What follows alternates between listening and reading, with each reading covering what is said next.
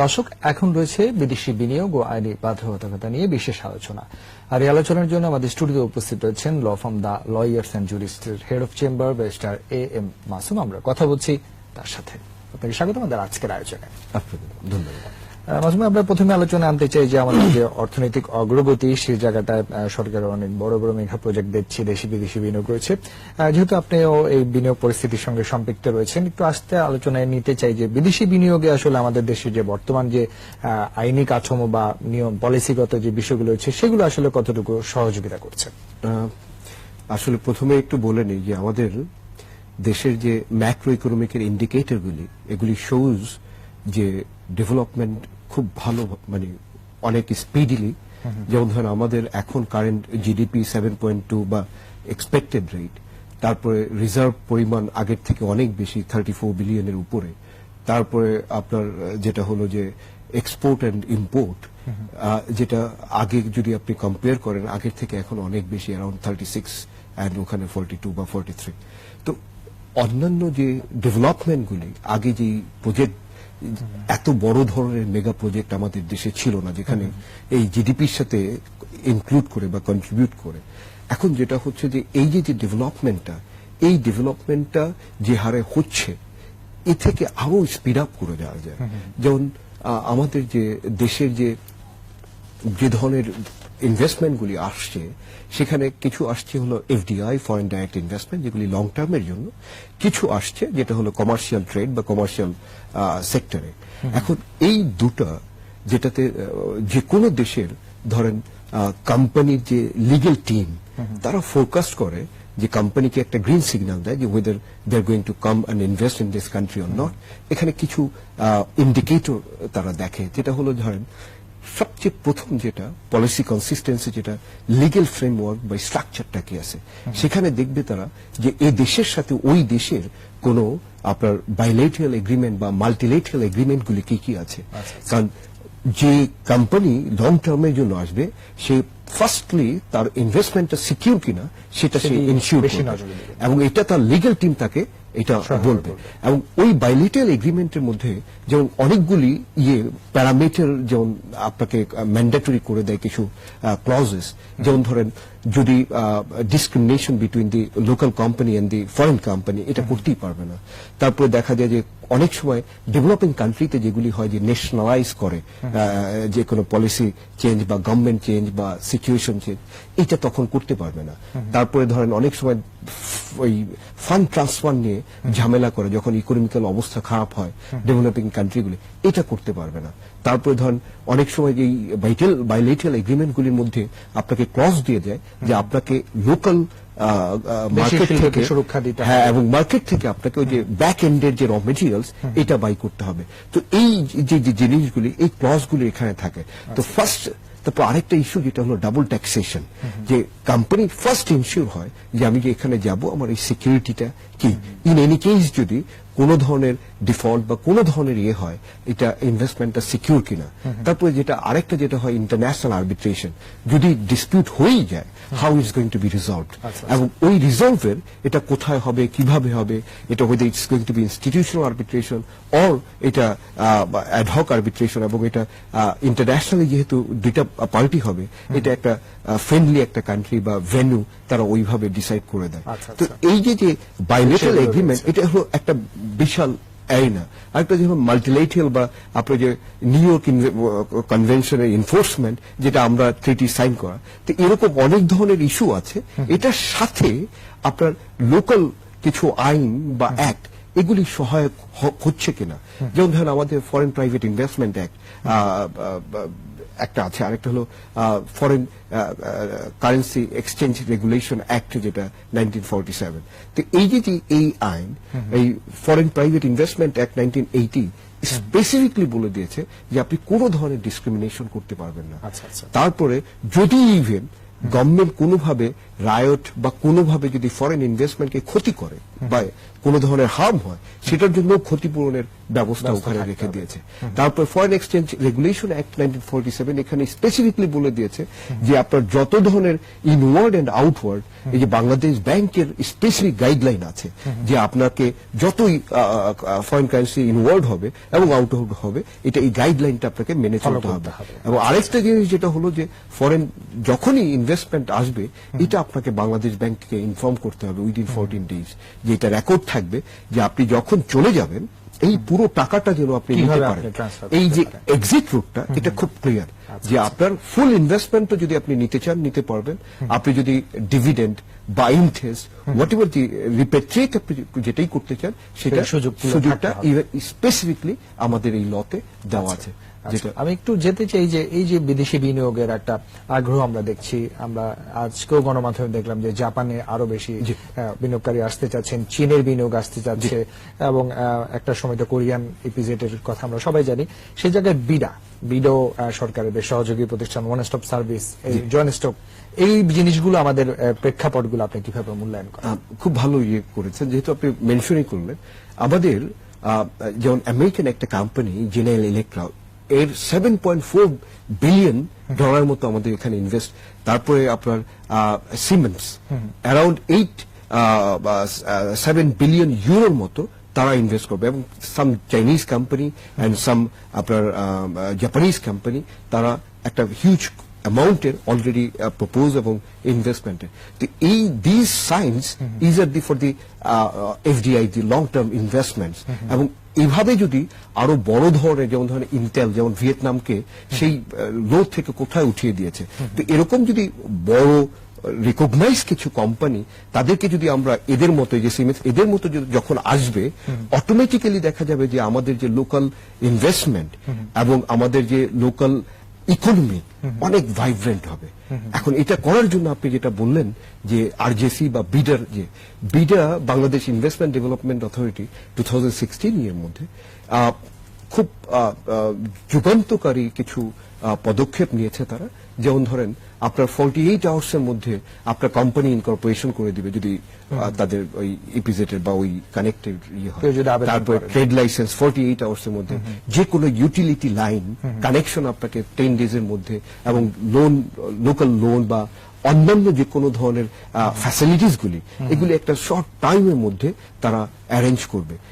If it really works, the way it's moving, যেমন আমাদের প্রায় পিএম যেহেতু করেছে 100 ইপিজেটের মতো, এবং আপনি দেখেন অলরেডি যদি 10টা অনেক ফাস্টলি ডেভেলপ হচ্ছে, তো যদি if it works like that, এটা it's going to be huge booming. এবং আমরা যে ডাবল ডিজিট ইকোনমির চিন্তা করছি, এটা কিন্তু ইটস এ সাইন, এবং আমরা we are going towards that very fast, সেই পথেই হাঁটছে। এবং এখানে বিডা যেভাবে কাজ করছে, ইফ ইট কন্টিনিউস, এবং কিছু তো লুপহোল থাকবেই যেহেতু কাজ করার পথে, এগুলি যদি একটু শুধরে নেওয়া যায়, তাহলে অনেক অ্যাডভান্স হয়ে যাবে। আরেকটা যেটা আপনি registered joint stock companies and firms এর কথা বললেন, এখানে যেটা হচ্ছে আমাদের কমার্শিয়াল ট্রেডের যে ইয়েটা হয়, যেগুলি আদার ইনভেস্টমেন্ট গুলি আসে, এখানে কিছু অনেক ডেভেলপমেন্ট করেছে, যেমন এখন আমাদের অনেকটাই ডিজিটালাইজ, বাট তারপর কিছু কিছু জিনিস লুপহল যেটা হয়তো আমরা আরো ইমপ্রুভ করতে পারবো। সেটা যেমন ধরেন আপনার কোম্পানি যখন আমরা ওপেন করি, যে কোনো একটা ফরেন কোম্পানি আসলে, আপনি দেখবেন যে ওদের একটা নেম ক্লিয়ারেন্স নিতে হয়, যেটা দিয়ে ব্যাংক অ্যাকাউন্ট খুলতে হয়। আবার ওই ব্যাংক অ্যাকাউন্ট খোলার পরে এটা একটা এনক্যাশমেন্ট সার্টিফিকেট দিয়ে তারপরে আপনাকে রেজিস্ট্রি করতে হয়। তো এখানে একটা জটিলতা হয়, যেমন ব্যাংক বলে যে আপনার ইন্ট্রোডিউসার লাগবে, কেউ ইন্ট্রোডিউস হতে চায় না, এই যে কিছু জটিলতা আছে এখানে।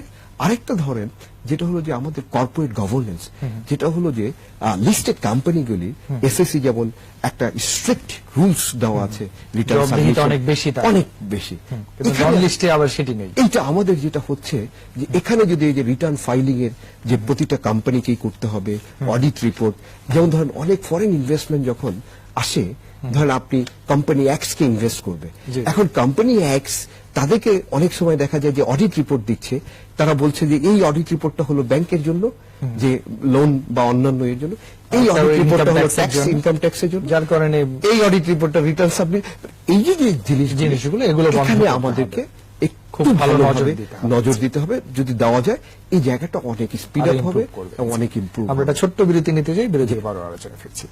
দর্শক, নিচ্ছে একটা বিরতি, ফিরবো আবার অতিথির সঙ্গে আলোচনায়, ততক্ষণ আমাদের সঙ্গেই থাকুন। স্বাগত আবারও কৃষি বিজনেসে। দর্শক, বিরতির আগে বিদেশি বিনিয়োগ ও আইনি বাধ্যবাধকতা নিয়ে কথা বলছিলাম। বিনিয়োগ বিশ্লেষক law firm the lawyers and jurist এর head of chamber barrister A.M. Masum. আমরা ফিরছি তার সাথে আলোচনায়। আমরা আলোচনা করছিলাম আমাদের দেশে বিনিয়োগ পরিস্থিতি বাড়াতে, বিদেশি বিনিয়োগ আকৃষ্ট করতে বিষয়গুলো নিয়ে। একটু আসতে চাই যে আমাদের যে ট্যাক্স পলিসি বা যারা বিদেশি বিনিয়োগ করতে চায়, বা বিদেশি যারা আমাদের এখানে কাজ করছেন ইনকাম ট্যাক্স এবং সেই সাথে রাজস্ব আরো, এই জায়গাগুলো আসলে পরিবর্তন কিভাবে দেখে? আসলে গভর্নমেন্ট খুব ভালো ভালো কিছু আপনার প্রজেক্ট এবং প্রপোজাল যেটা হাতে নিয়েছে এবং ইনসেন্টিভ যেভাবে দিচ্ছে এরিয়া বেসে, যেমন কিছু সেক্টরে আপনি যেমন এনার্জি সেক্টরে 15 ইয়ার্স পর্যন্ত, যেমন আইপিপিতে যারা আসছে 15 ইয়ার্স পর্যন্ত ইনসেন্টিভ দিচ্ছে, এবং কিছু এরিয়া বেসিস আপনার incentive 10 years, 15 years, 5 years, 7 years, বহু ভালো, যেটা অন্যান্য দেশে কম্পেয়ার করলে যে আমাদের দেশে অনেক ভালো ইনসেন্টিভ দিচ্ছে। এবং সেটা 100% হচ্ছে কিছু ক্ষেত্রে 100% 2-3 ইয়ার্স, তারপর আবার কমিয়ে দিচ্ছে। এটা সেক্টর ওয়াইজ এবং প্লেস বেসিস করছে। কিন্তু এখানে কিছু জিনিস যেটা দেখতে হবে যে ফরেন ইনভেস্টররা বা এমনি জেনারেল ইনভেস্টর, এই দুইটা কিছু সেগ্রিগেট করতে হবে আপনার। যেমন ধরেন যে কোনো ধরনের ভ্যাট বা ট্যাক্স আপনি যদি ইন এনি কেস আপনি ডিফল্ট করলেন, তাহলে ইনকাম ট্যাক্স অর্ডিন্যান্স 1984 আপনাকে কি করতে হয়, কমিশনারের ইয়েতে আপিল করতে হবে। তো আপিল যখনই আপনি করবেন আপনাকে 10% টাকা জমা দিতে হবে। যখন কমিশনার থেকে অ্যাপিলেট ট্রাইব্যুনাল করবেন তখন অ্যানাদার 10% জমা দিতে হবে। তারপর যখন আপনি অ্যাপিলেট ট্রাইব্যুনাল থেকে আপনি যদি হাইকোর্টে রেফারেন্স আসেন, সেখানে আপনাকে যদি 10 লাখের নিচে হয় আপনাকে দিতে হবে 15%, 10 লাখের উপরে হলে 25%। ঠিক ভ্যাট অ্যাক্ট যেটা এখন প্রপোজড আছে 2012, এখানে বলা হয়েছে যে কমিশনের কাছে আপিল করলে 10%, অ্যাপিলেট ট্রাইব্যুনাল 10% এবং হাইকোর্টে রিভিশনে আসলে 10%। তো এখানে 30%, ওখানে 45 অ্যারাউন্ড অর 35% অ্যারাউন্ড। তো আপনি চিন্তা করেন যে কোনো একটা কোম্পানি ইন এনি কেস যারা কমার্শিয়াল ট্রেড বা কমার্শিয়াল সেক্টর আছে, তখন যারা ট্রেড করবে তাকে যদি তার রাইটটা অ্যাক্রু করার জন্য তাকে যদি 30 বা 45% ডিপোজিট করতে হয় টাইম টু টাইম, এই যে নেটটা, এটা তার উপরে যে সময়টা এইটা এতটা অ্যামাউন্ট, এটা তাদের জন্য অনেকটা বার্ডেন হয়ে যায়। এটা আপনি হয়তো বা লোকাল কোম্পানির জন্য করতে পারেন, বাট ফরেন কোম্পানির ক্ষেত্রে এই জায়গাটা আমার মনে হয় যে একটু রিল্যাক্স হওয়া উচিত, যেহেতু এটা একটু হিউজ অ্যামাউন্ট হয়ে যায়। 30% ওখানে, আর এখানে প্রায় 35 and 45% এরকম অ্যামাউন্ট হচ্ছে। আরেকটা যেটা হলো যে আমাদের যে ট্যাক্স, এখন কিন্তু আপনি দেখবেন আগের থেকে প্রচুর ট্যাক্স নেট বেড়েছে, 33 লাখ টু 40 লাখ, এখন আরো বাড়া। এই জায়গাটাকে কিভাবে আরো এক্সটেন্ড করা যায়, এই নেটটা বাড়ানো। অনেকেই আছে ধরেন, যেটা অনেক সময় দেখা যায় যে যারা দিচ্ছে রেগুলার, তাদের বড় বড় কোম্পানি, তাদের উপরেই আপনি ফিক্সড ধরে নিয়েছেন, তাদের কাছ থেকে নিচ্ছে। কিন্তু অনেকেই আছে খুব মিনিমাল অ্যামাউন্ট হতে পারে বা সিগনিফিকেন্ট, ওরকম সংখ্যাটা বাড়ানো যায়। তো ধরেন অনেকে আপনার যে আমাদের যে ট্যাক্স নেট নর্মালি কত, আপনার 2,50,000 এর উপরে হলো ট্যাক্স রেট 10%, 15%, 20%, 25% ডিফারেন্ট স্ল্যাবে। এই জায়গাটা আপনি যদি ধরেন, অনেক এমপ্লয়িজ আছে যারা ট্যাক্সের টিম ঠিকই আছে কিন্তু ট্যাক্সটা রিটার্নটা সাবমিট করছে না। তো এই নেটটাকে আপনি যদি বাড়িয়ে দিতে পারেন তাহলে অটোমেটিক্যালি আপনার অনেক কালেকশন হয়ে যাবে, যেটা আপনার আর ওই যে একটা ঝামেলা, বড় বড় প্রকল্পগুলো সহায়তা আমি এখান থেকে কন্টিনিউ করতে পারেন ভেরি ইজিলি।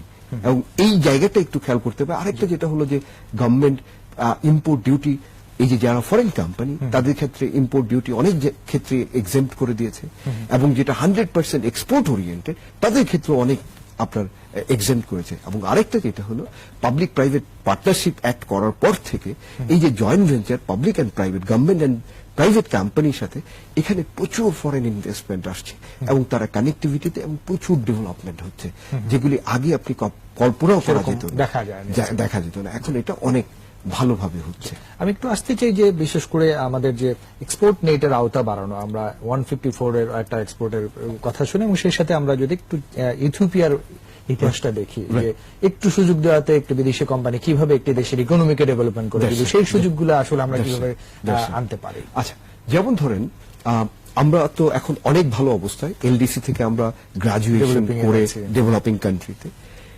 ইথিওপিয়া যখন এলডিসিতে ছিল, চাইনিজ কোম্পানি, ফিউ কোম্পানিজ, এরা লেদার প্রোডাক্টটা এই ইথিওপিয়াতে গিয়ে তারা হিউজলি ভাস্ট আকারে ডেভেলপমেন্ট করলো এবং তাদের ইনভেস্টমেন্ট বাড়ালো, যেটাতে দেখা গেল যে ইথিওপিয়ার ইকোনমি অনেক অংশে বেড়ে গেল এবং ইথিওপিয়া একটি প্রোডাক্ট দিয়ে এবং সরকারের নমনীয়তার কারণে 2 ডিজিটের উপরে, এবং তাদের যে পলিসি কনসিস্টেন্সি এবং তাদের যে আপনার রুলস রেগুলেশন গুলি করা এত ফ্রেন্ডলি আকারে করা, এখন তারা টার্কি এয়ারওয়েজ এর সাথে plus giant south Africa Airways এর সাথে তারা কন্টেস্ট করে তাদের এবং আমাদের দেশের কোম্পানিও সেখানে বিনিয়োগে আগ্রহ দেখাচ্ছে। That's right.